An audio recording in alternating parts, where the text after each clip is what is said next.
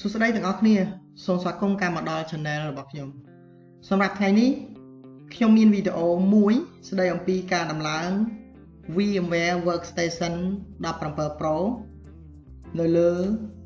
Windows 11 Pro មុននឹងចាប់ផ្ដើមដល់វីដេអូខ្ញុំសូមលើកគុណសម្បត្តិ4ចំណុចរបស់ VMware ចំណុចទី1យើងត្រូវយល់ដឹងថាតើ VMware ជាអ្វីចំណុចទី2 VMware ប្រើសម្រាប់ធ្វើអ្វីចំណុចទី3ប្រភេទ VMware តើ VMware មានប្រមាណប្រភេទនាពេលបច្ចុប្បន្នទី4អត្ថប្រយោជន៍របស់ VMware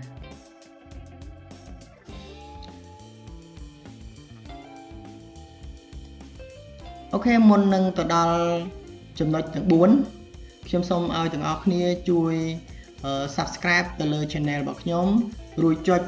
Notification ដើម្បីទទួលបានចំណេះដឹងថ្មីៗទៀតដែលទាក់ទងទៅនឹងវិស័យ IT អូខេសម្រាប់ចំណុចទី1អ្វីទៅជា VMware VMware គឺជាកម្មវិធី Virtualization ដែលអនុញ្ញាតឲ្យយើងបង្កើតកុំព្យូទ័រសម្បនិមិត្តដែលយើងនិយាយថា Virtual Machine ហ្នឹងច្រើនហើយអាច run OS ជាច្រើនទៀតដូចជា Windows Linux ដូចជា server នៅលើកុំព្យូទ័រតែមួយឧទាហរណ៍ថាយើងមាន laptop មួយដែលដំណើរការនៅលើ Windows រួចហើយយើងដំឡើងកម្មវិធី VMware នៅក្នុង Windows ហ្នឹងយើងអាចបង្កើតនៅ Windows Server Linux Kali ក៏ដូចជា Windows ដទៃទៀតដែលអាចរត់នៅលើកុំព្យូទ័រនឹងបានចំណុចទី2 VMware ប្រើដើម្បីសម្រាប់ធ្វើអ្វីVMware ត្រូវបានគេប្រើច្រើនដើម្បីធ្វើការតេស្តសាកល្បងទៅលើ software ដែលវាមិនធ្វើឲ្យប៉ះពាល់ទៅដល់ OS ដើមដូចជាយើងអាចធ្វើដំឡើងដូចជា Windows Server Linux ឬក៏ Firewall ឬក៏ Kali Linux ដើម្បី run ចំណុចទី3គឺយើងនិយាយអំពីប្រភេទ VMware ជាទូទៅនៅក្នុង VMware យើងចែកចេញជា2គឺទី1គឺយើងនិយាយពី desktop ដែលជាទូទៅគេតែនិយាយថា type 2 hypervisor ដែលវា run នៅលើ OS មានដូចជា Windows Linux Mac OS ជាដើមដែលយើងតែងតែឮគឺ VMware Workstation Pro VMware Workstation Player VMware Fusion ដែល VMware ទាំង3ហ្នឹងវាមានប្រយោជន៍សម្រាប់យើងបង្កើត lab រៀនតាក់ទងទៅនឹង network ដែលដូចជា CCNA CCNP កម្មវិធី EVNG GNS3 ជាដើមសម្រាប់នៅក្នុង VMware ហ្នឹងវាមានប្រភេទទី2មួយទៀតគឺ Type 1 Hypervisor Type 1 Hypervisor ហ្នឹងគឺជាតែងតែគេឲ្យទៅលើពាក្យហ្នឹងគឺមានន័យថាគេប្រើវាសម្រាប់នៅក្នុង server ឬក៏ data center វា run directly ទៅនៅ hardware ដែលយើងតែងតែនិយាយតែងតែជួបប្រទះគឺ VMware ESX មួយទៀត VMware vSphere ដែលសម្រាប់ប្រើសម្រាប់នៅ enterprise ក៏ដូចជា server ឬក៏ data center ឬក៏ cloud ជាដើមចំណុចទី4យើងនិយាយពីសារៈប្រយោជន៍ របស់ VMware តើ VMware មានសារៈប្រយោជន៍អ្វីមូលហេតុដែលយើងត្រូវការវាទី1ចំណុចដែលមានសារៈប្រយោជន៍សម្រាប់វាគឺទី1គឺមិនចាំបាច់ទិញកុំព្យូទ័រច្រើនទី2យើងអាចបង្កើត Network Lab នៅក្នុង VMware ទី3វាមានសុវត្ថិភាពមិនប៉ះពាល់ទៅលើ OS ដើមនៅពេលដែលយើងចង់ធ្វើ simulation អ្វីមួយ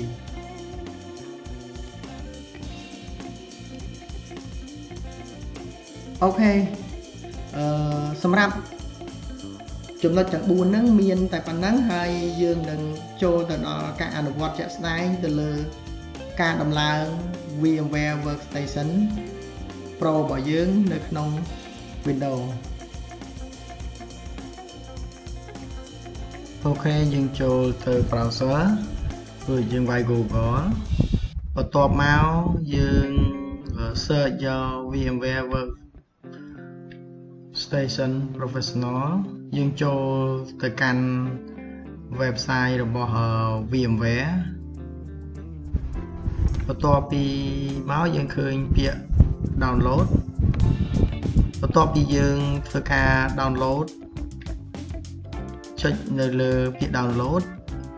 យើងនឹងចូលទៅកាន់ portal របស់ Broadcom ហើយក្នុងនេះយើងត្រូវការ sign in យើងដាក់ Gmail របស់យើងទៅ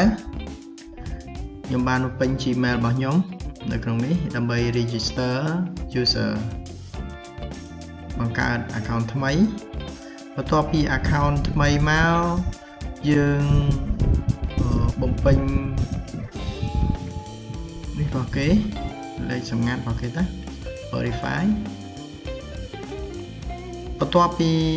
មកយើងនឹង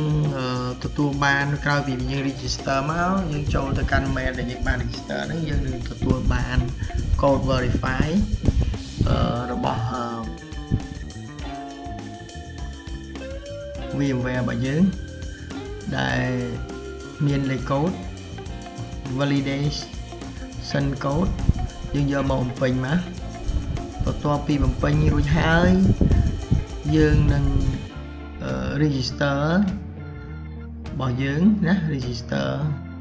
ទៅហើយយើងធ្វើតាម guide របស់ខ្ញុំហ្នឹងទៅបន្ទាប់មកយើង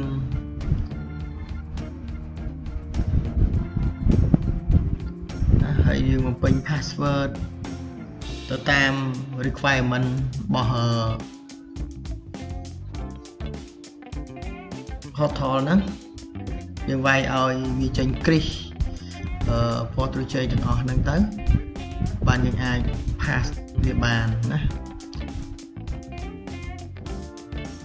អញ្ចឹងខ្ញុំបំពេញពីរដងទម្រាំត្រូវបន្ទាប់មកទៀតហើយយើងព្យាយាមបំពេញនេះខ្ញុំបំពេញមួយទៅតាមអ្វីដែល password នឹងត្រូវការ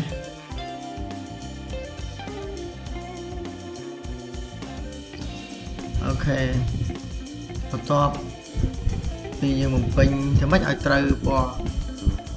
ត្រួយចេកហ្នឹងឲ្យវាឡើងអស់អញ្ចឹងកាលណាឡើងអស់ហើយវាអាចឲ្យយើងបំពេញទៅមុខទៀតណាដើម្បីបង្កើត account ព្រោះវាជាជាpassword ដាក់ទៅវាឲ្យ security ឲ្យមាន secure ណា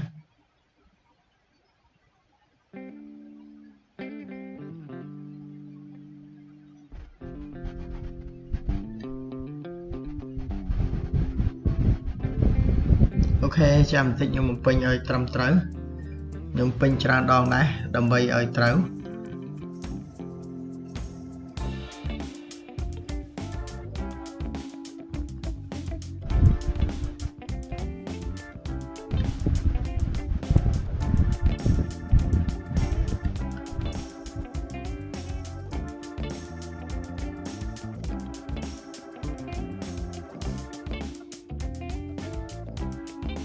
ណារងនេះប្រហែលជាត្រូវទាំងអស់ហើយបំពេញយើងច្រើនដងដែរ3 4 5ដង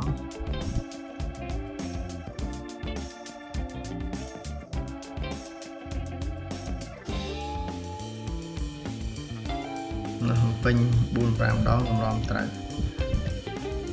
កន្លែងវិញនេះអូខេ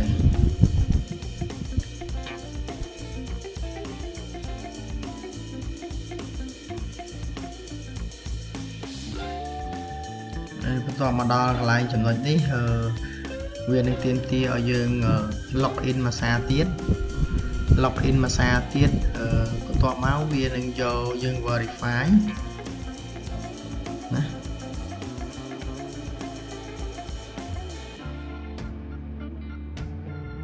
អញ្ចឹងនៅពេលដែលយើង log in មួយសារទៀតវានឹងទាមទារយើង verify ម្ដងទៀត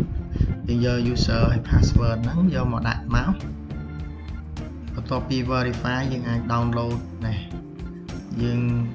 អាច download វាមកបានប៉ុន្តែអ្វីដែលខ្ញុំកាត់គឺកន្លែង verify ដោយសារអី download វាចំណាយពេលយូរអញ្ចឹងបន្ទាប់ពី verify មកខ្ញុំ download បានកម្មវិធីហ្នឹង VMware បន្ទាប់មកខ្ញុំចាប់ដើម click វាដំឡើងវាតែម្ដងណាដំឡើងក៏រៀងប្រើរយៈពេលយូរដែរណាសម្រាប់វីដេអូនេះអូខេបន្ទាប់ពីបើដំឡើងមកនេះហើយ process ដំណើរការរបស់វាណាទាំងអស់គ្នាចាំបន្តិចណាបើតាមពិតវីដេអូហ្នឹងខ្ញុំត្រូវខែប៉ុន្តែដោយសារអីវាមានកន្លែងខ្លះដែលយើងត្រូវបំពេញណាដល់កន្លែងនេះទាំងអស់គ្នាចុច next click accept មក term license មកអូខេបន្ទាប់មកយើងចុច next ទៀតបន្ទាប់មកយើងចុច next ទៅយើងចង់ change directory ដើម្បី save file ឡើងនៅណាក៏យើងអាចដាក់ណាអាចដាក់នៅ drive D ក៏បានតាមអ្វីដែលយើងចង់បានសម្រាប់របស់ខ្ញុំអាចបង្កើតនៅលើ drive D មកណាយើងអាចបង្កើតជា folder មួយខ្ញុំដាក់ VMware អញ្ចឹងទៅណាដើម្បីចំណាំអូខេ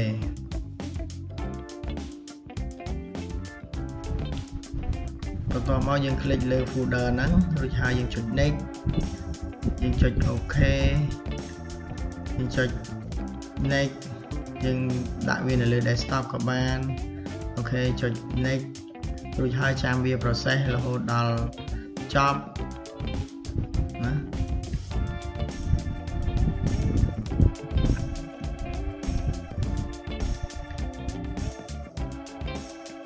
អូខេ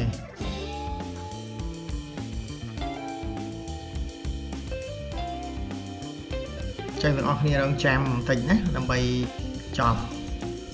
ការ set up ហ្នឹងហើយយើងនឹងបាននៅ VMware Workstation Pro 1សម្រាប់ដំឡើង OS ច្រើននៅលើ VMware ហ្នឹងសម្រាប់បងប្អូនអ្នកគ្នាដែលចាប់អារម្មណ៍ដែលមិនទាន់បាន Subscribe សូមឲ្យទាំងអស់គ្នាជួយ Subscribe មកដើម្បីលើកទឹកចិត្តឲ្យខ្ញុំហើយទី2ដើម្បីបានទាំងអស់គ្នានៅពេលដែលចុច notification នៅពេលដែលខ្ញុំ post វីដេអូថ្មីអញ្ចឹងទាំងអស់គ្នានឹងអាចឃើញនៅវីដេអូនេះនៅទាំងអស់គ្នាណាកុំភ្លេចចូលរួមទាំងអស់គ្នាក្នុងការ Subscribe ណាហើយខ្ញុំសូមអរគុណសម្រាប់បងប្អូនទាំងអស់គ្នាដែលបានចំណាយពេលវេលាក្នុងការរងចាំ install សម្រាប់ VMware Workstation អូខេបន្ទាប់មក finish អញ្ចឹងទាំងអស់គ្នានៅពេល finish ហើយយើងទៅលើ desktop មកយើងនឹងឃើញកម្មវិធី VMware ដែលយើងបានដំឡើងហើយគឺយើងអាចបើកវាមកយើងអាចបើកវាណាបើកវាមកគឺ interface របស់វាគឺអញ្ចឹងកន្លែងនេះមាន create new virtual machine open virtual machine និង connect server remote ណាសម្រាប់ការដាក់កម្មវិធីផ្សេងទៀតទាំងអស់គ្នាអាចបាននឹងមានវីដេអូបន្តទៀតសូមអរគុណ